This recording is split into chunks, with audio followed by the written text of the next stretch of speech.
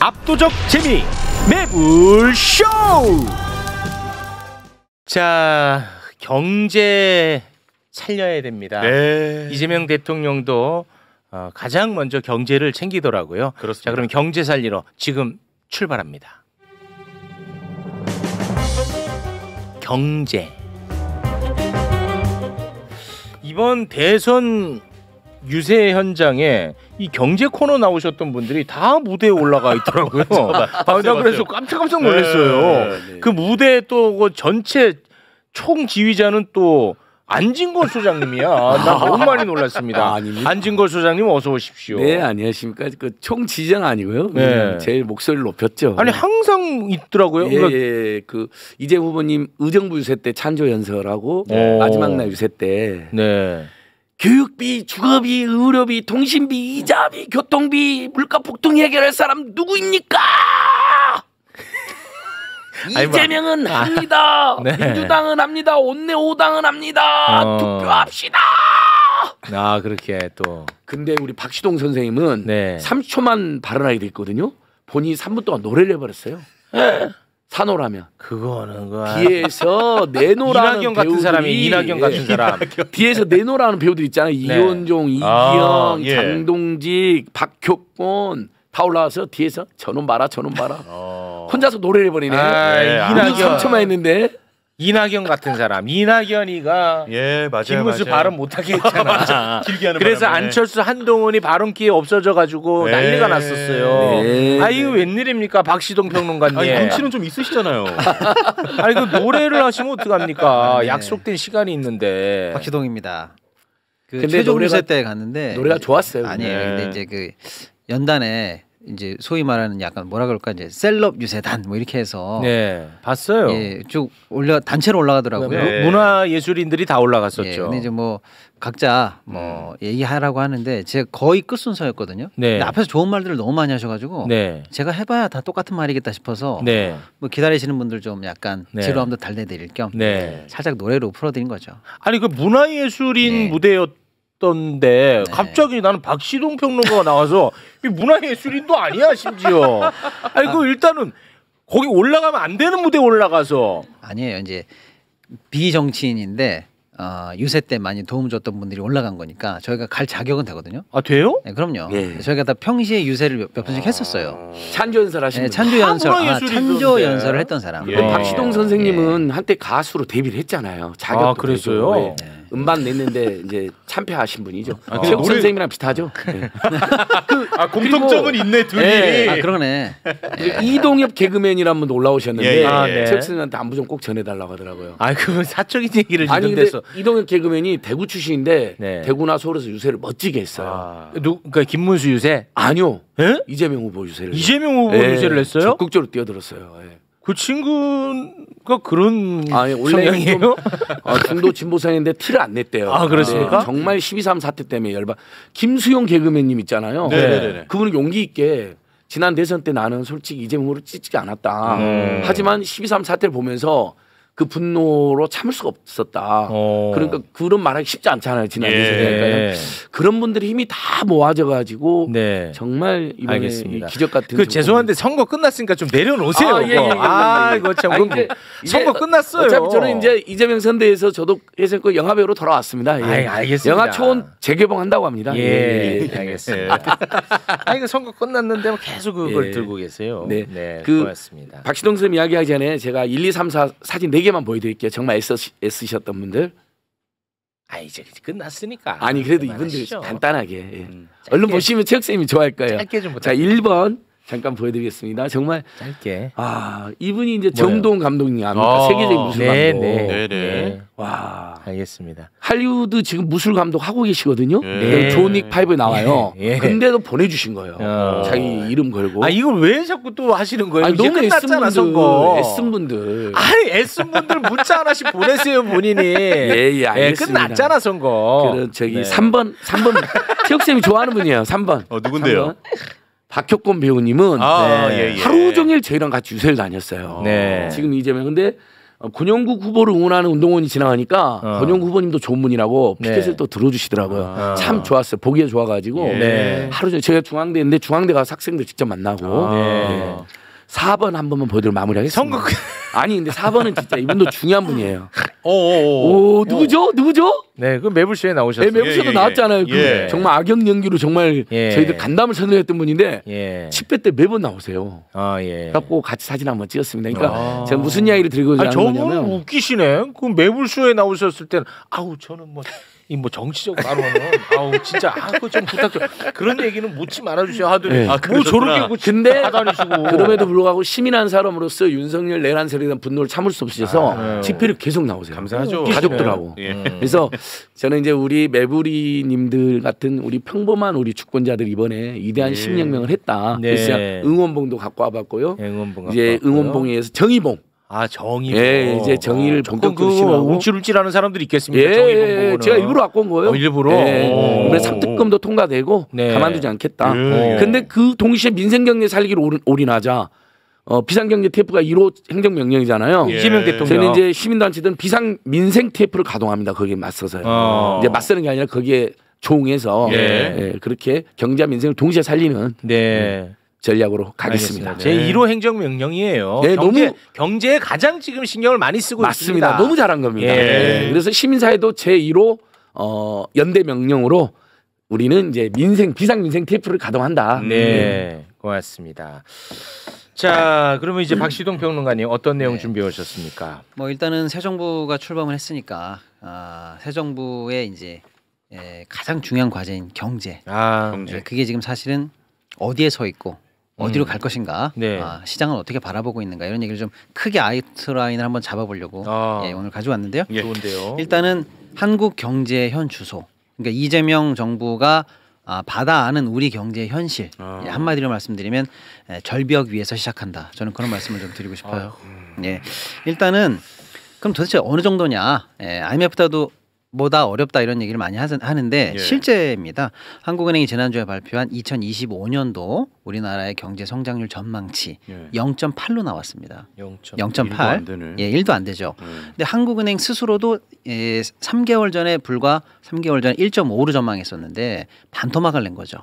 0.8. 그럼 0.8은 도대체 어느 정도인가 이제 늘 제가 말씀드립니다만 6.25 때, 그러니까 우리가 1보다 떨어진 적이 지금 5번밖에 없어요. 6.25 때는 보통 얘기를 안 합니다. 전쟁통이니까. 6.25를 갖다 대세요. 근데 6.25를 그럼 빼고 얘기할게요. 왜냐면 근데 웃기는 게 6.25 때가 0.6이에요. 근데 지금 0.8이라는 얘기입니다. 그러니까 근데 6.25는 뺄게요. 그러면 언제냐면 6.25네요. 그렇습니다. 윤석열에서 6.25가 발생한 거예요. 네, 80년 우리 5.1 쇼크 기억하시죠? 그러니까 이건 에너지가 없는 셧다운되는 상황인데 그때 마이너스 1.6 했었고요. 98년도는 IMF 때는 우리나라에 달러가 없어서 진짜로 국가 부도가 난 겁니다. 그때 마이너스 5.1 한 적이 있고요. 그때 뭐 난리 났으니까. 그다음에 2009년에 세계 금융위기 때 이때는 전 세계 금융 시스템이 마비됐습니다. 이때 0.8. 그때가 0.8이야? 그때가 0.8이에요. 아니 그게 그 전 세계적인 현상이고 뭐 이슈인데. 주요한 그 다국적 글로벌 회사 다 무너지고 각국의 금융 거래 안 되고 시장이 붕괴됐을 때 그 0.8이에요. 그때 그때가? 우리가 0.8인데 지금 0.8입니다.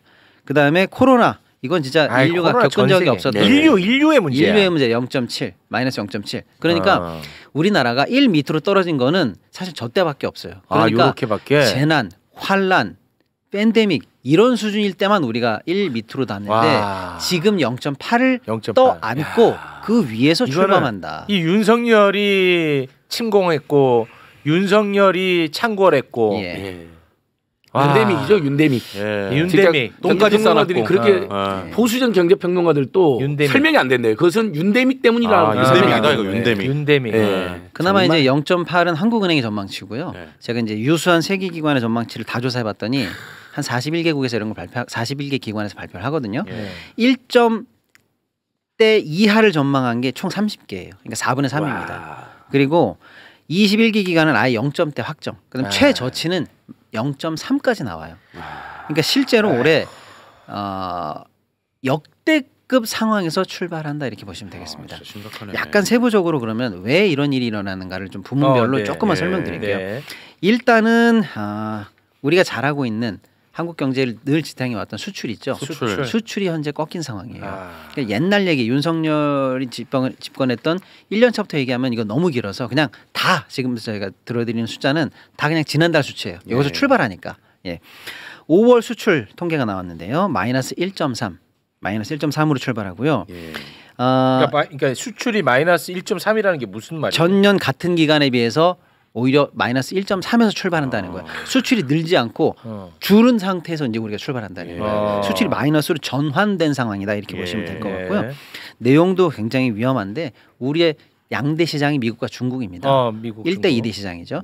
여기서 각각 현재 8%씩 감소하고 시작합니다. 마이너스 8%씩 나왔어요. 각각? 예, 둘 다. 예를 들어 미국이 좀 좋을 때는 중국이 좀 힘들거나 중국이 좀 맡길 때는 미국이 좀 좋거나 이런 식으로 그래도 좀 밸런스를 맞췄는데 지금 양 시장 다 8% 이상씩 감소한 상황으로 시작합니다. 그거 왜 그런 거예요? 미중 미국은 갈등, 좀 중국 늘어야지. 갈등 양쪽으로 지금 현재 다 안 좋은 상황이니까요. 미국이 올인했는데? 그러니까요. 이제 이게 풀기 어려운 함수로 들어가는 거죠. 예. 그래서 양대 시장에서 동반 폭락하고 있고 우리의 주요 품목들 있잖아요. 반도체 빼고 나머지가 전부 다 어렵습니다. 철강, 자동차도 미국에서 현재 마이너스 32%. 지난달 얘기입니다. 그러니까 철강, 석유화학, 자동차 같은 우리나라를 이끌어왔던 중후장대 산업에서 전부 다 현재 마이너스로 전환된 상황이다. 여기서 시작한다 이런 말씀드리고요. 그다음에 이제 수출이 그렇고요. 내수는 뭐 지표가 안 좋은 게 너무 많은데 뭐 최악이죠. 그냥 몇 개만 말씀드리면 이제 실제로 돈이 돌아야 되는 게 소매 판매잖아요. 소매 판매 관련해서도 현재 마이너스 0.2 이건 1분기 바로 지난 분기입니다. 그리고 이건 연속적이에요. 2023년에 마이너스 1.4, 2024년에 마이너스 2. 등등등 해서 지금 3년 내리 안 좋아요. 내수는 완전히 얼어붙어 있고요. 이 얼어붙은 상황 속에서 자영업자분들의 대출이 어마어마하게 늘어가지고 전체 대출이 전년 대비해서 40%가 늘었어요. 예? 아니 제가 다시 한번 정확하게 말씀드려요. 정확하게 하세요. 지금 틀리면 또 우리 기분 안 좋은데. 정부가 바뀌었으니까 소송을 안 당하겠죠. 아니 그렇게 믿지 마세요. 잘못한 건 소송 당해야 싸지. 큰일 납니다. 지동생 큰일 나요. 큰일 납니다. 지금 뭐 우리나라 있고 남의 나라 있습니까? 항상 우리나라입니다. 윤석열 정부 때도 우리나라. 1분기 우리 자영업자들 개인 사업자들 대출 잔액이 719조예요.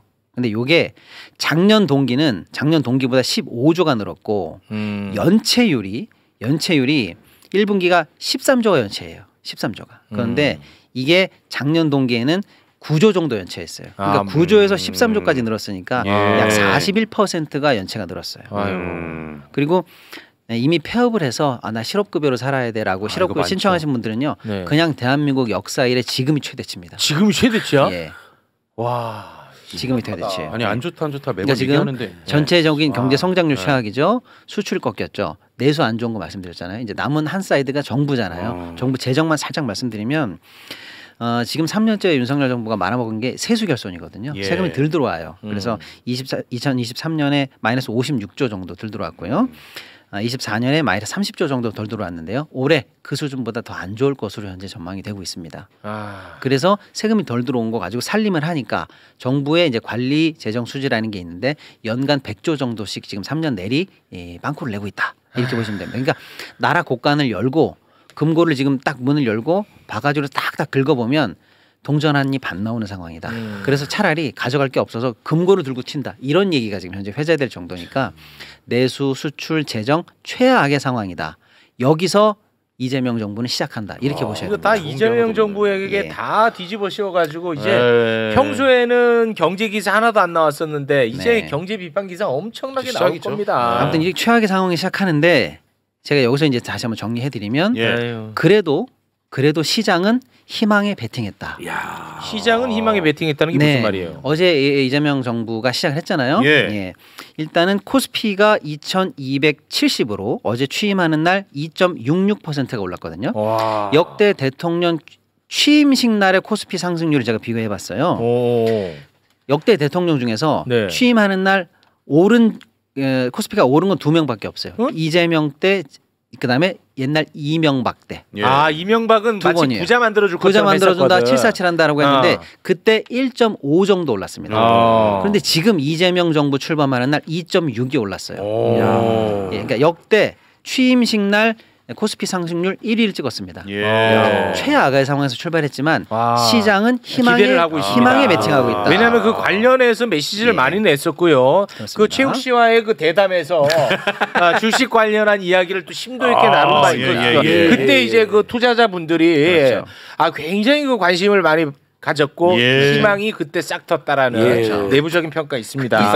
2,800도 돌파했어요. 코스피 희망전도사 최욱 아니겠습니까? 그렇습니다. 네, 왜냐하면 내가 죽고 사는 문제이기 때문이에요. 네. 어저께 2,770선을 돌파했는데 내용이 좋아요. 왜냐하면 그동안 우리가 쭉 2,300에서 500선 박스 피에 갇혀 있었는데 드디어 2,700선을 뚫었거든요. 뚫었어. 그리고 오늘은 이틀째 불기둥을 뿜어서 2,800선을 넘고 종가로 2,800선을 넘었어요. 네. 그리고 어저께 사실은 집 나간 외국인들이 10개월 만에 1조 이상 매수세로 돌아왔어요. 그러니까 대내외적으로 한국 시장에 대해서 긍정적 시선과 기대로 배팅하는 날이 이제 드디어 시작됐다. 이렇게 볼 수가 있겠습니다. 이거 뭐 장기적으로 봐야지, 근데 그렇죠. 장기적으로 갑니다, 우리는. 자, 그런 상황에서 일비하지 않습니다. 맞습니다. 일단 기분 좋게 희망을 갖고 이제 시작하고 구체적으로 5년간 경제 플랜이 어떻게 될까? 많은 분들이 궁금하실 거예요. 첫 번째, 이 정부의 경제 플랜의 가장 중요한 중점을 두는 부분은 내수 회복입니다. 그래서 이재명 대통령의 멘트는 이거예요. 불황과의 전쟁이다. 이 불황 끝내겠다. 결국 내수 살리겠다는 거거든요. 그래서 어저께 비상경제정범 TF가 임기 첫날에 시작됐거든요. 그래서 일단은 내용이 30조 정도 긴급 추경이 논의됐다. 이런 얘기가 있습니다. 추경. 그다음에 추경 내용 소상공인 살리기, 지역화폐 등등등 또 이제 승수효과 높은 약간 SOC 등등등이 반영돼서 조기에 추경을 통해서 재정이 결국 마중물이 돼서 내수를 살리겠다라는 방점이 찍혀있다 이렇게 보시면 되는데 어떤 분들은 꼭 그렇게까지 뭐 번개불에 콩고 먹듯이 추경부터 해가지고 뭐 쇼잉 해야 되는 거 아니야? 뭐 이렇게 약간 좀 의구심을 갖고 계시는 분들이 있는데 지금 냉정하게 보시자고요. 우리가 불황이라는 건 이미 수천 번 얘기했어요. 그렇습니다. 그런데 지난 정부 여당 최상목이 한덕수 또 윤석열이 있을 때 지난 연말부터 추경에 반대하면서 뭐라고 그랬는지 기억하세요? 이미 짜여진 예산 중에서 상반기에 조기 집행을 통해서 돈을 많이 돌게 하면 충분하다고 하면서 추경을 디펜스했었거든요. 안 한다고 그랬어요. 그때 정부가 연간 예산의 75%를 상반기에 조기 집행한다고 그랬어요. 지금 제가 집행률을 보니까 48%예요.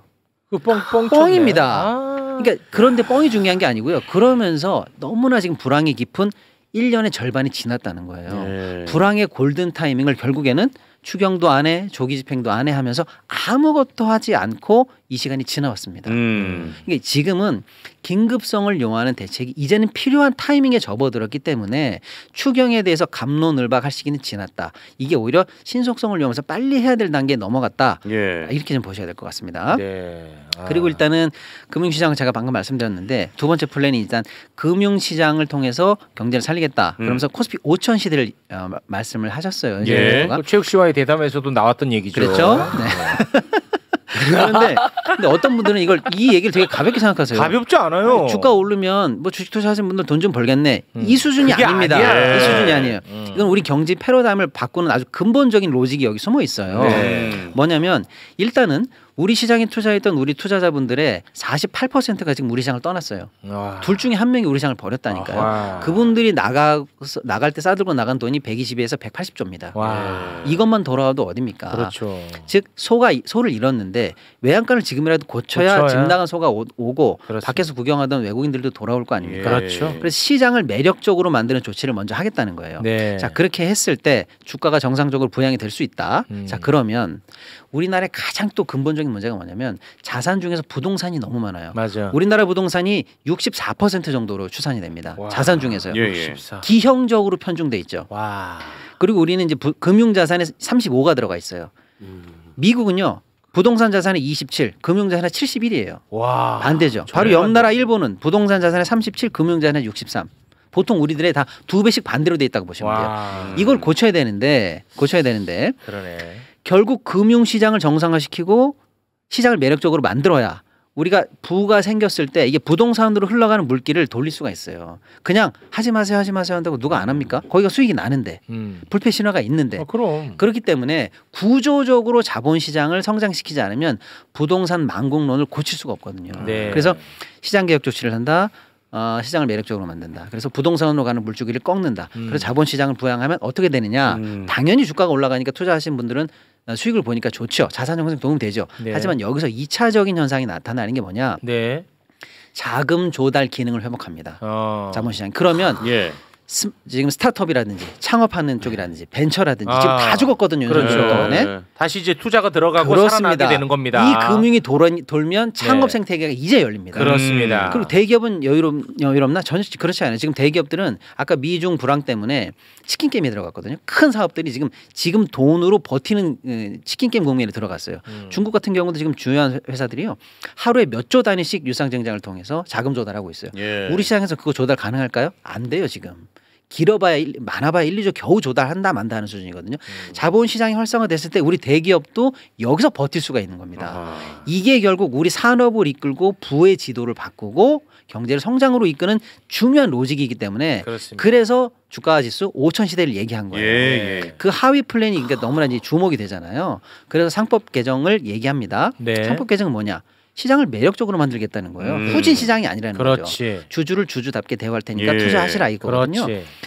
민주당이 일단 속도전에 나선 것 같아요. 오늘 바로 이제 민주당에서 발표를 했지 않습니까? 네. 오늘 오전에 조속하게 상법 개정을 다시 추진할 거고 그 거부권 행사해갖고 안 됐던 거잖아요. 거부권 내서 안 됐거든요. 네. 근데 거부권 행사할까봐 달래느라고 주요한 내용 많이 덜어내고 추진했거든요. 그걸 거부했거든요. 그러니까 이제는 거부될 일이 없으니까 원래 생각했던 강력한 상법 개정 조치를 그냥 아예 원본 그대로 다시 한다. 누더기 상법 개정안이 아닙니다. 그렇습니다. 그래서 뭐 이사의 충실 의무 같은 것들을 그렇지. 확대하고 그거 넣어야지. 집중 투표제 같은 거 하고요. 그다음에 사실상 우리 투자자들을 제일 뒤통수 맞게 했던 물적 분할 같은 것들. 내가 그거 때문에 당했잖아. 진짜. 근데 그거를 왜 하는지 아세요? 그 자기 돈 안 들이고 자기 회사 지배하려고 하는 거잖아요. 그래. 제가 조사를 해봤어요. 2022년도 기준으로 영국은요 물적 분할 동시상장이 0이에요. 미국은요 0.8. 그때 우리나라는요 8.2. 왜 우린 이런 줄 아세요? 물적 분할해도 제재가 없어요. 근데 영국은 왜 안 할까요? 외국은 왜 안 하냐면 물적 분할하고 싶어? 그러면 구주 기존 주식들한테 신주 인수권 줘. 그럼 결국 자기도 투자해야 되거든요.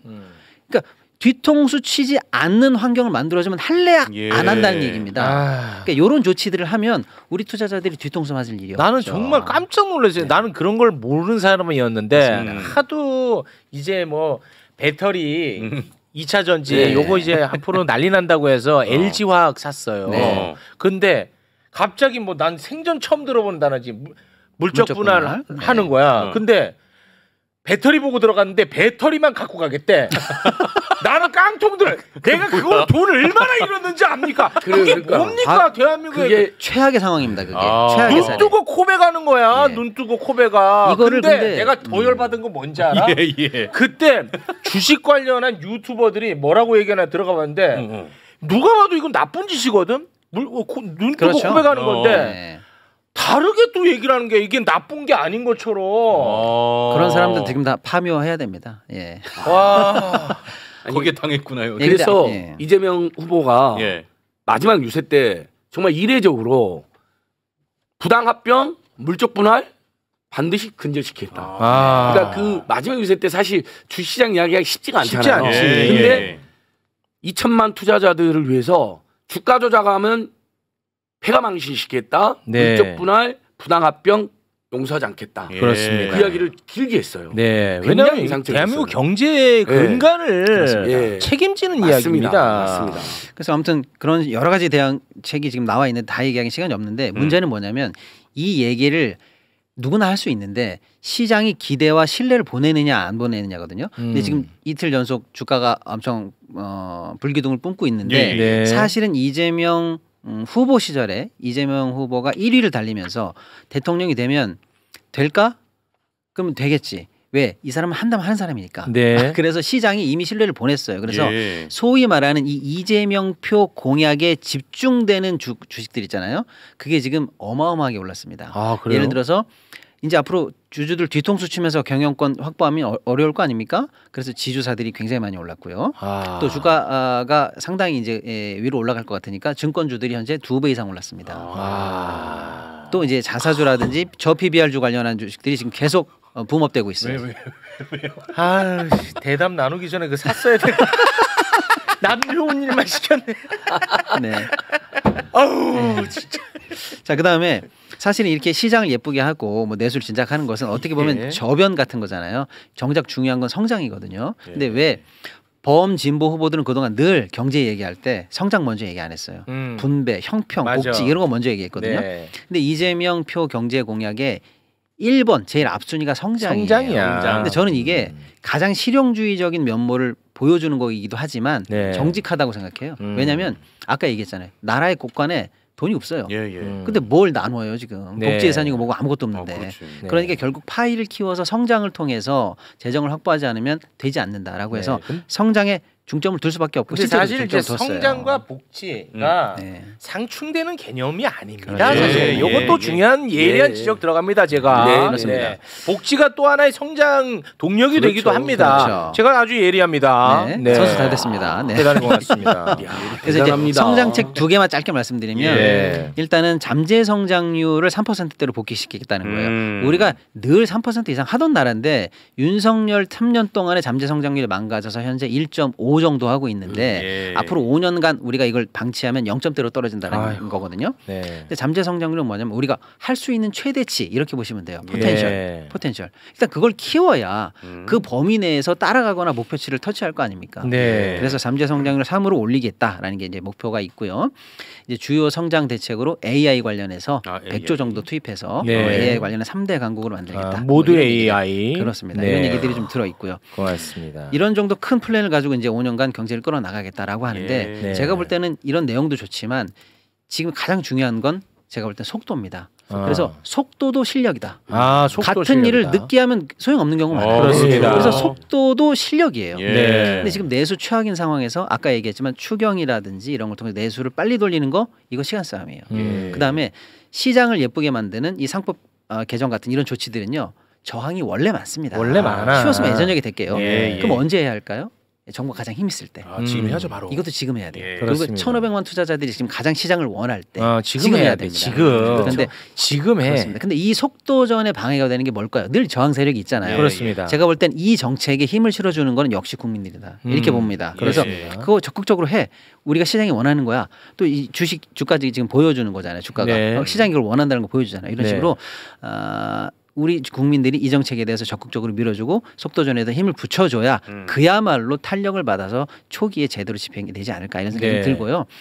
이제 마지막으로 정리를 좀 드리면 아까 말씀이 우리 많아지셨네. 네. 또. 한마디만 더 할게요. 사실은 근데 출발할 때 절벽에서 출발했잖아요. 절벽에서 그리고 우리 출발하는 희망을 보긴 합니다만은 경제가 그렇게 급변침되지는 그런 건 예, 없어. 예. 그런 건 없어. 3년간의 불황을 이렇게 끊임없이 겪었는데 네. 이재명 집권 이래 뭐 3달 만에 좋아진다. 아니, 그럴 리가 그런 건 없죠. 없어. 그런데 네, 보나마나 뭐 해봤더니 별거 없네 이런 식의 그렇게 공격이 나올 있을 겁니다. 겁니다. 긴배기가 있을 겁니다. 그렇습니다. 고통의 세월이 적지 않을 거다 이런 생각이 좀 맞아, 듭니다만 맞아. 그래도 희망을 가지고 이런 식으로 계속 단계별로 올라갈 때까지 우리가 네. 희망을 버리지 말자. 예. 뭐 이런 얘기 좀 드리고 지금 싶습니다. 댓글에서 예. 굉장히 궁금해가지고 하나 좀 짧게만 여쭤볼 텐데 그 체코 원전 있잖아요. 네. 그거 계약했죠. 네네 계약을 했습니다. 그거 완전히 밑 빠진 독에 물 붓기인데. 그럴 가능성이 많죠.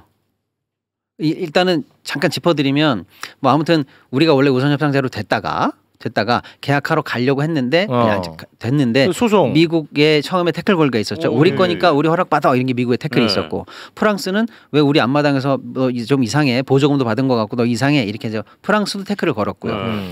그런데 어쨌거나 체코 정부는 우리랑 한다는 거죠. 그래서 서명하러 갔는데 프랑스가 이제 소송을 냈고 그래서 체코 정부가 이거 계약하지 마라고 가처분을 인용한 상황이에요. 인용했잖아. 그런데 그래서 이제 했는데 체코 정부가 항소를 해서 상위급 법원에서 가처분이 취소가 됐어요. 취소되자마자 전자결제로 어젯밤에 바로 이제 최종 결제가 된 겁니다. 자, 그런데 시장은 그래도 원전 수출에 첫 발을 뗐다라고 해서 좋아하시는 분들 긍정적으로 보시는 분명히 있겠죠. 근데 우리가 늘 얘기했지만 우리가 원전 수출 하지 말자는 게 아니잖아요. 그렇죠. 다만 그 안에 우리가 이게 마이너스 요소가 너무 많은 거 아닌가. 그렇습니다. 또는 이 한 건 때문에 포기한 원전 주권이라든지 네. 다른 기술적인 부분이 너무 큰 거 너무 아닌가. 많아. 이거 좀 짚고 나가야 되지 않을까. 네. 이런 걸 우리가 걱정했던 건데 입장을 한번 바꿔볼게요. 만약에 체코 입장이라면 이거 빨리 해야 될까요? 빨리 해야죠. 빨리 해야 되죠. 네. 가장 반덤핑 수준으로 거부할 수 없는 덤핑 수준으로 누가 왔는데 예. 빨리 도장 찍어야 될 거 당연히 아닙니까? 찍어야죠. 정부도 바뀌었는데. 네.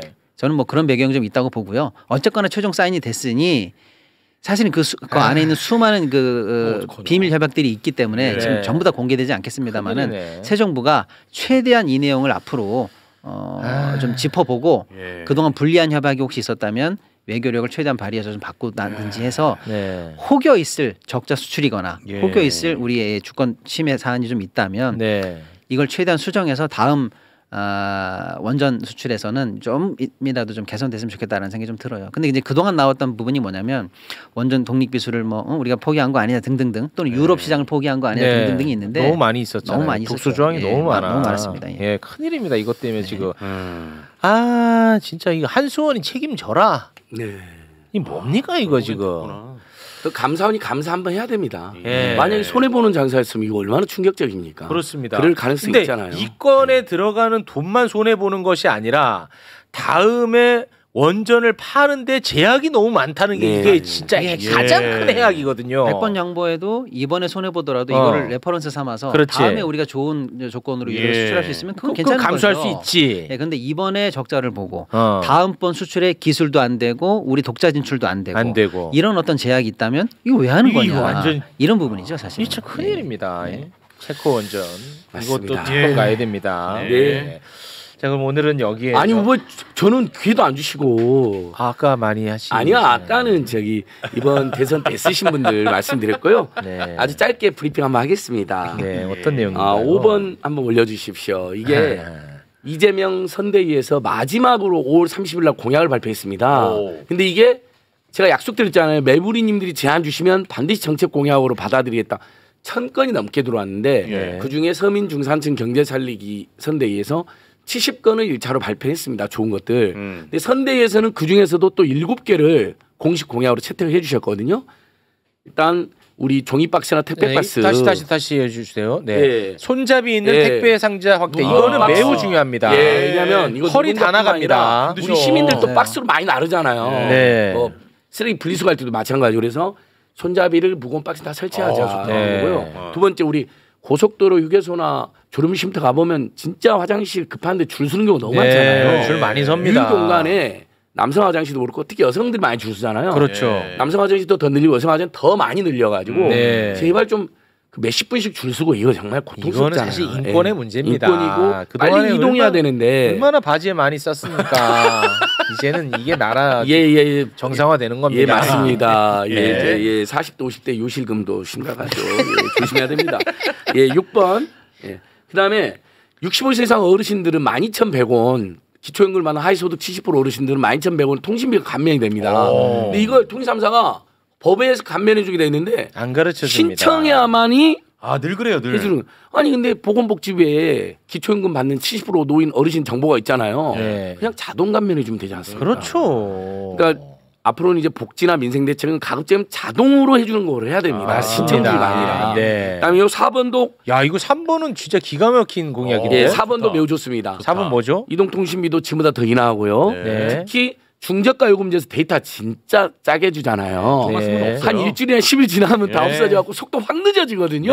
제발 중저가 요금제에서도 데이터 4번은 뭐 이게 현실화될지 모르겠습니다만 3번은 이거는 의지만 있으면 될 것 같아요. 그럼요. 자동 적용. 장애인분들, 노인분들 통신비 자동 감면 해달라는 거고요. 5번 이것도 굉장히 의미가 있는데요. 통신 3사가 한두 달만 지나면 통신을 끊어버립니다. 요금을 못 내는 경우에. 근데 그 통신이 끊어지면 생존권이 위협을 받거든요. 지금 약자나 서민에서 이것도 조금 더 기간을 연장해서 끊어라는 것이고요. 그다음에 끊더라도 좀 수신은 또 허용을 해준다든지 분할 납부라든지 이런 여러 조치로 지금 솔직히 지금 이동통신 끊어지면 삶이 완전 고립돼 버리잖아요. 일자리도 못 얻고. 그리고 마지막으로 6, 7번 한번 보겠습니다. 이건 이재명 대통령이 경기도지사 시절에 1%로 긴급 생계비를 300만 원에 대출해 준 적이 있습니다. 우리 최영진 아나운서는 기억나지만 윤석열 정권은 50만 원을 무려 16%로 빌려줘가지고 막 난리 났잖아요. 아니 이런 고리대가 어디냐. 이것을 전국 지자체 중앙정부가 힘을 합쳐서 지금 정말 돈 100만 원, 200만 원 없어 죽게 생긴 사람들 많거든요. 홍길동은행도 그래서 10만 원씩 긴급 생계 보내드리는데 벌써 3,000명 가까이 제가 지원했습니다. 그래서 1%로 300만 원, 400만 원이든 빌려주자. 긴급 생계비를. 무상으로 지원하는 게 아닙니다. 나중에 갚아야 됩니다. 그다음에 7번도 우리 매부리님들이 많이 제안한 겁니다. 이건 많이 나왔던 이자 얘기죠. 폭이 너무 심해서 금리나 요건 행사했더니 수용이 안 은행이 되더라. 25%밖에 수용을 안 해줘요. 그렇지. 수용률 높여라는 거고 높여야죠. 왜 거절했는지 거절 사유를 알려줘 우리가 연구를 해서 다시 신청할 거 아닙니까? 그렇습니다. 거절 사유도 좀 더 상세히 알려줘라는 알려줘라. 겁니다. 그럼 우리가 연구를 해서 다시 조치를 해서 네. 금리 요건을 행사할 수 있다. 그렇습니다. 저는 이게 너무 의미가 있는 게 이걸 우리 매부리님들이 제안해 주셨다는 겁니다. 네, 너무 똑똑하신 분이 1000개가 많습니다. 넘는 제안 중에 일단 7개 이재명 선대의 공식 공약, 생활 공약, 민생 공약 네. 발표가 됐고 좋은데. 저는 큰 정책도 중요하지만 이재명 정부가 이제 뭐 오늘 내일부터 이런 당장 할 수 있는 것들이 있잖아요. 그렇습니다. 그 지하철 다시 타면 15분 동일역 15분이면 무료거든요. 네. 근데 그건 서울 지하철은 다른 지역은 안 하고 있어요. 그런 것도 확대해야지. 확대해야죠. 확대합니다. 그래서 우리 매부리님들이 그런 정책이나 공약 있으시면 계속 저희한테 보내주시면 네. 꾸준하게 시간 좀 생활 걸리겠지만 밀착형 맞습니다. 공약. 피부에 와닿는 정책들 예. 강하게 밀어붙이겠습니다. 예. 정말 고맙습니다. 예. 진짜 좋다. 안진걸 소장님이 계셔서 예. 진짜 우리 삶의 질이 많이 아유 더 올라갑니다. 노력해야 됩니다. 더 노력해야 든든합니다. 되고요. 정말 고맙습니다. 예. 그렇다면 010 근데 이게 아니, 번호를 그러니까 공개했는데 제가 답을 다 못 해드려가지고 예. 010 그 서운하다는 분들 위해서 제가 네네. 긴급 아주 사과드려야 됩니다. 예, 010 2279 2279 4251 4251 예. 네, 이제 전화 주시면 제가 많이 받았어요. 네. 문자 주셨는데 내가 답이 없다고 항의하는 분이 있는데 또 문자를 주시면 결국 답을 하게 됩니다. 그렇습니다. 그러니까 제가 고의로 그런 게 아니니까 네. 010-2279-4251 계속 좋은 정책과 저 피부 와닿는 어떤 이슈들 네. 연락 주시면 정말 열심히 견마지를 고맙습니다. 다 하겠습니다. 네, 그 전화 또 하는 놈들 있죠. 아, 많이 오죠. 아니 방송하고 있는데 전화하면 아니 근데 안 그게 되죠. 통화를 원하는 게 아니라 이 번호가 맞나 하고 전화해 아니, 이거 보겠습니다. 얼마나 아이고야. 무례합니까? 우리가 뭐 속입니까? 나한테 무례하다고 하는데 저게 아유, 무례한 거죠. 그렇지. 욱쌤 그저께 MBC 개표 방송 아. 우기 그거 몇백만이 봤어요. 예. 1000만 가까이 봤더라고요. 예. 고맙습니다. 이렇게 또 훈훈하게 네. 2번 사진 마지막 한번 보여드리겠습니다. 아니 이분은 꼭 소개해드리고 싶어서 야. 2번 사진 마지막이에요. 2번 사진 진짜 마지막이다. 칭찬으로 끝날 줄 아니, 알았는데. 정말 왕년의 액션 배우였던 이성훈 배우님도 갑자기 연락을 주신 거예요. 예. 집회를 꾸준히 나왔는데 이번만큼 못 참겠다. 선거 끝났잖아. 저게 아니 근데 저게 그 유명한 영화 테러리스트에서 최민수를 죽인 악당이 이성훈 배우거든요. 네, 선거 끝났잖아. 근데 아니 그러니까 이런 분들의 그 네. 노력이 다 모아졌다는 다 거예요. 모아졌죠. 기차 소나무 부른 이규석 가수님 있죠. 야. 춘천에서 지지연설 한 거 알아요? 저는 그거는 몰랐네요. 기차가 서지 않는 강역에 기작은 너무 하면 또 저작권 문제 예. 있습니다. 아니 그러니까 이런 분들 다 유혹부리 이재현 가수님 있죠. 유혹부리 이재현 가수님. 그 유명한 분이잖아요. 짜라라라라라라라라. 맞죠? 그분도 지지 선언하고요. 네. 정말 이번엔 정말 많은 국민들이 마음을 모아주셨더라. 너무 고맙더라고요. 네, 정말 고맙습니다. 네. 정말 이재명 정부는 정말 잘해야 됩니다. 잘해야 이런 분들의 됩니다. 마음을 진짜 잘해야 생각하면 됩니다. 진짜 한치의 틀림이나 실수도 예, 없이 잘해야 혼연일체가 됩니다. 돼서 네. 오로지 민생 속으로 그렇습니다. 국민 속으로 이재명 네. 정부는 정말 잘해야 되고 네. 이 잘하려고 하는 것을 발목 잡는 세력에 대해서는 우리는 응징해야 그렇죠. 예. 우리 이 두 가지가 예. 같이 가줘야 된다 이겁니다. 맞습니다. 그래서 그렇기 때문에 빛과 몽둥이가 있는 그렇죠. 거예요. 의원봉과 정의봉을 동시에 들고 동시에 교섭해야 들어야 됩니다. 돼. 예, 맞습니다. 고맙습니다. 야, 예. 자, 그러면 여기서 마무리 짓겠습니다. 우리 전우영 교수님이 너무 오래 기다리고 계십니다. 네. 예, 너무 훌륭하고 존경하는 분입니다. 저희가 고맙습니다. 예, 잘 모셨습니다. 두 분 대단히 고맙습니다. 네, 감사합니다. 감사합니다.